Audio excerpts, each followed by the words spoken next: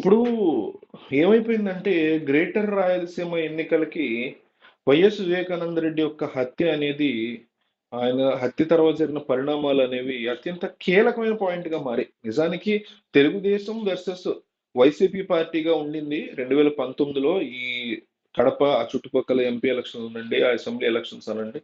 అక్కడంతా కూడా వివేకానంద రెడ్డి కేసు అప్పుడు కూడా మ్యాటర్ అయింది. బట్ టీడీపీ వర్సెస్ వైసీపీ కాదు నడిచింది. అధికారంలో టీడీపీ ఉన్నప్పుడే మర్డర్ జరిగింది కాబట్టి తెలుగుదేశం పార్టీ దీనికి సంబంధించినటువంటి బాధ్యత తీసుకోవాలనేసి వాళ్ళు తీవ్రంగా ఆ డిమాండ్ చేయడం జరిగింది. కానీ ఇప్పుడు ఎట్లా ఉందంటే మీకు తెలుగుదేశం పార్టీ అక్కడ దీని గురించి పెద్దగా మాట్లాడట్ల. ఇప్పుడు వైఎస్ షర్మిల రంగంలోకి దిగి వైఎస్ అవినాష్ రెడ్డి మర్డర్ చేశారనేసి తీవ్ర ఆరోపణ చేస్తూ సిబిఐ కూడా అఫిడవిట్ లో పెట్టింది కదా అనేసి ఆధారాలను చూపిస్తూ మీరు అవినాష్ రెడ్డికి ఓటేయొద్దు అనే విషయంలో చాలా సీరియస్ గా ఉంది.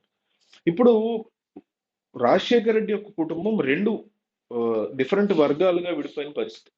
వైఎస్ షర్మిల వర్గంగా, వైఎస్ జగన్ వర్గంగా. ఈ వైఎస్ జగన్ వర్గంలో జగన్ తర్వాత అత్యంత స్ట్రాంగెస్ట్ వ్యక్తి ఎవరంటే వైఎస్ భారతి.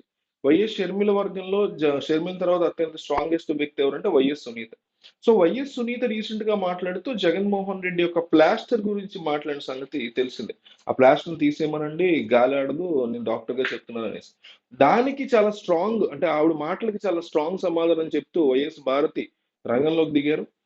తన భర్త యొక్క ఆరోగ్య పరిస్థితి గురించి తాను చూసుకుంటానని డాక్టర్లు ఉన్నారని, ఆమె అవసరం లేని మాటలు మాట్లాడుతున్నారని, తన తండ్రి యొక్క హత్య విషయంలో నిజానిజాలను బయట పెట్టాలని వైఎస్ అవినాష్ రెడ్డి కోరుతున్నటువంటి క్వశ్చన్స్ కావచ్చు, అతను లేవనెత్తున్నటువంటి లాజికల్ పాయింట్స్ కావచ్చు, వాటికి వైఎస్ సునీత సమాధానం చెప్పలేక తన భర్తకి సంబంధించినటువంటి దెబ్బ తగిలితే దాని మీద కూడా వాళ్ళు ఏ రోజు పాజిటివ్ గా అంటే అయ్యో ఏం జరిగిందని రియాక్ట్ అవ్వకుండా ఈ రోజు సడన్ గా వచ్చి ఆయన ప్లాస్టర్ గురించి మాట్లాడితే మాత్రం ఊరుకునే ప్రసక్తి లేదంటూ వైఎస్ భారత్ చాలా స్ట్రాంగ్ గా కౌంటర్ ఇచ్చినట్టుగా తెలుస్తుంది.